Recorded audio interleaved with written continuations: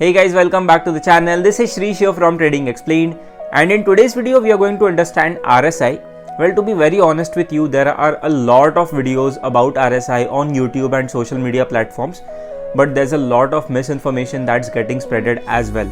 So I thought, okay, let's just make a practical use video on RSI because you probably know how RSI works on theory, but when it comes to live trading in live markets, especially intraday trading, RSI kind of does not work like we have been taught, like the 20/80 or 70/30 levels. They do not work like that. So what is the real way of using RSI? How can you practically use RSI? This video is going to be all about that. So if you are into trading, if you love trading, or if you are learning trading, then make sure to watch this video until the end because we are going to learn a lot about RSI and it is going to help you practically improve your trading. So let's now head to the charts and understand what RSI is and how to practically use it in live markets. Let's begin.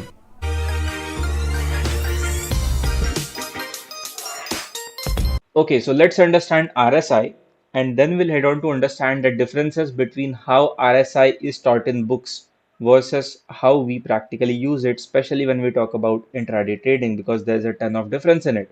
So RSI stands for Relative Strength Index. It is a lagging indicator that tells you the strength of the markets. It is placed below your chart. So whenever you place RSI, your chart is going to be over here and RSI is going to be over here. So generally, RSI copies the price action, meaning if the market is going up, it will generally go up, but it is not the case all the time. There are cases where RSI actually differs from the price, and there's a different thing that becomes a different thing altogether because that is a different concept called RSI divergence. We'll make a separate video on that. But for now, let's understand how RSI operates. Okay, so if the market is making a higher high or higher low, or is in generally is going up, then you will see that RSI goes up as well. And RSI is measured from 0 to 100. So the values that RSI is going to display is always between 0 to 100. So now 0 is going to be the lowest point for RSI and 100 is going to be the topmost point. And now let's talk about how RSI is being taught in books. So whenever market goes up, RSI goes up, and let's say RSI hits this number of 70. So at 70, what most people think is now RSI is overbought, or now RSI is telling that markets are overbought, meaning the markets can take a resistance at this point and a reversal might be on its way. Okay. This is called overbought level, 70 or 80. And there's going to be 70, 80, 20, 30, but we'll take 70, 30 for this one. This is overbought. So 70, whenever RSI reaches 70, people start thinking that markets are overbought at this point, and we might see a correction or we might see a retracement from that point. Similarly, when the markets, when the RSI reaches a level of 30, let's say the market actually reverses back from some point, okay, not from RSI levels. Let's say the market reverses back from here, goes down, and now RSI reverses back as well. And now let's say the RSI is at 30. So now people start to say, okay, this is a oversold zone or oversold level, meaning markets are oversold at this point, and if you buy at this point, market will actually give you a good reward. So people expect a reversal from this point as well, thinking that markets are oversold and markets might reverse on the upper side from this point. So this is how RSI is being taught in books like 70 to 80. 70 to 80 on RSI is called as overbought zone. Overbought, I will just label it as OB, overbought zone.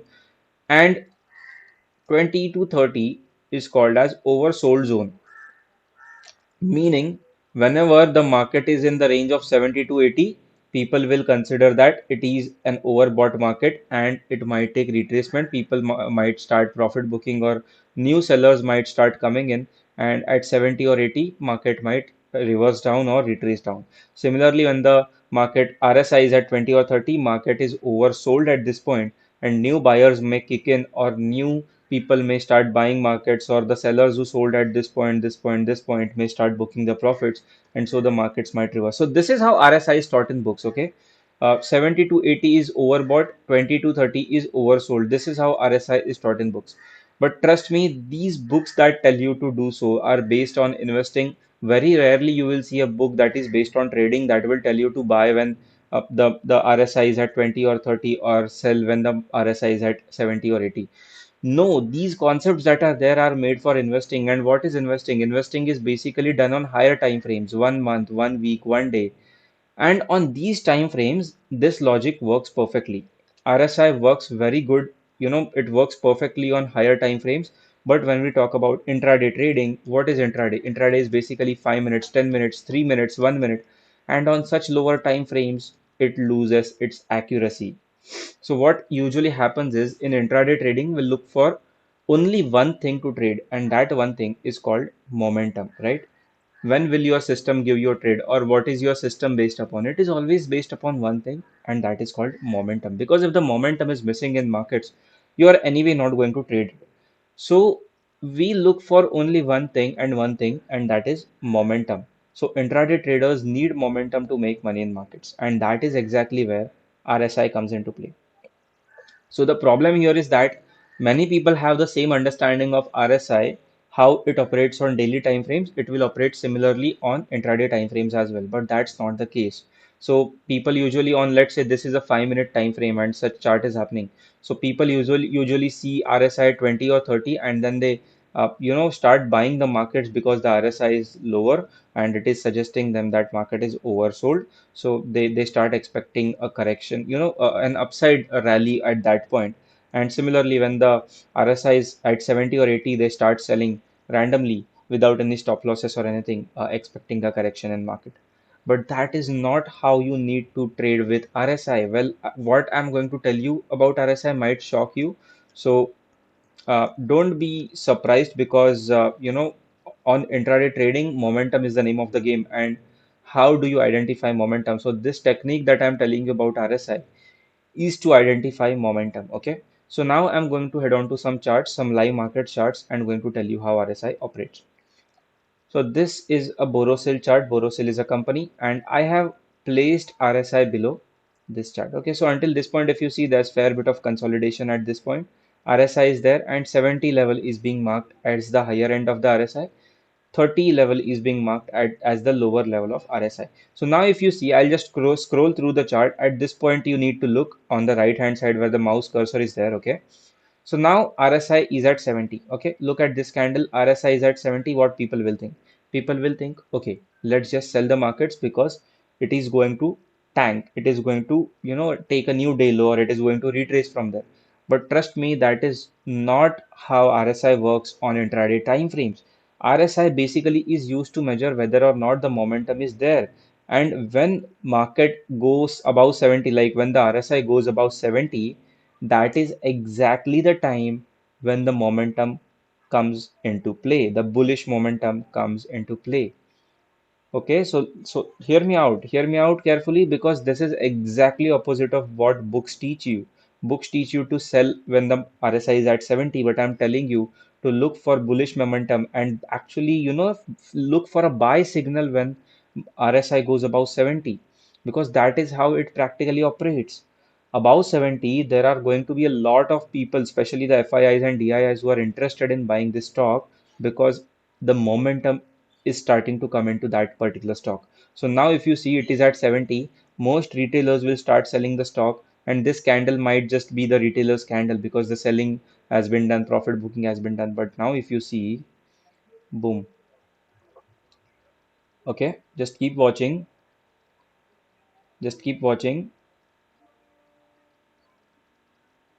Okay, so now what happened at this point was, RSI was 70, but market still went up.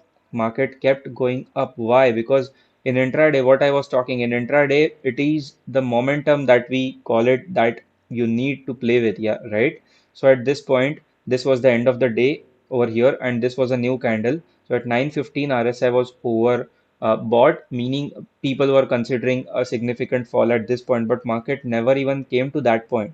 Yeah, it gave a fair bit of consolidation over here, and then some stop loss hunting. I wouldn't call this a retracement. This was a stop loss hunting because it made a lower low at this point, right? If you are not understanding about this stop loss hunting thing that I'm talking, you can look at my stop loss hunting video that I have made. It's a dedicated video on that. I will link that to description. But this was a stop hunt. So if you have watched that video, you will get an idea of what I'm talking. This is a stop hunt, right? A lower low here, kicked out retailers. And even at this point, RSI, if you see, was at 70, it still went up. Now again, at this point, if you see RSI is at 70, it still is going up. So what I'm trying to tell you is that in intraday, it will never work like 70 or 80 as overbought, or or 20 or 30 as oversold levels. It will work the exactly opposite. Like when you see 70 on RSI, instead of thinking of selling, you should be starting to think like, okay, let me search for a buy signal because that is where the momentum is coming. If you see 30 on RSI, on the lower end, you shouldn't be looking for buy signals. You should instead be looking for sell signals because that is where the bears, the big bears, the DIIs, the FIIs are going to come into play. Okay, so this is one thing that I wanted to tell you, that RSI does not work like it works on theoretical investing time frames. Okay, so even if the stock was actually going up, you see RSI was consolidating over here. And even later on, when the markets actually shot up, what happened? RSI was just consolidating, nowhere to go, and markets kept going higher. So don't ever, try to implement RSI on intraday time frames like you do on investing, because these are two complete different games, right? How you are being taught about RSI in books is a completely different game when you trade in markets, especially intraday trading, right? Again, here we have a Siemens chart. Okay, it was consolidating, no movement at all, but then all of a sudden you get a breakout over here. And then if you see, this is a range breakout. RSI goes 70. People would think, okay, RSI 70, range breakout, taking rejections, whatnot. People would start selling at this point, but no, that is where the DIs and FIIs are actually waiting for your orders to get liquidity to punch more orders and take this stock up. So people would actually short at this point, and then you see what happens to markets. Surprised, right? And then RSI is at 85, 84 at this point. People would probably short more at this point, and then markets just keep going higher, keep going higher, keep going higher. And I'll tell you how you can trade actually these momentum stocks. So whenever you see 70 on chart on RSI, plot a resistance. What is a resistance? How do you plot a resistance? So at this point, if you see, this is a clear resistance because market couldn't clear this level out. So that becomes a resistance. That was the first profit booking, you might want to say it, or a selling signal, that was the level basically from where markets got rejected. So therefore, it becomes a natural resistance. Market was at 70, RSI was 70, resistance was there. So now what you can do is you need to backtest this system though. Don't directly jump into markets with this system, because I'm saying you need to backtest it on various stocks, charts, on historical data, and even only if you get a fair bit of signal that it works, only then you can actually work it out. So RSI 70, plot a resistance. Whenever the market breaches this resistance, you can go long. So at this point, it broke this level, resistance was breached, and then you see what happened. Then again, where was the next resistance? Next resistance was at this point. Why? Because again, markets took resistance, therefore it becomes a natural resistance.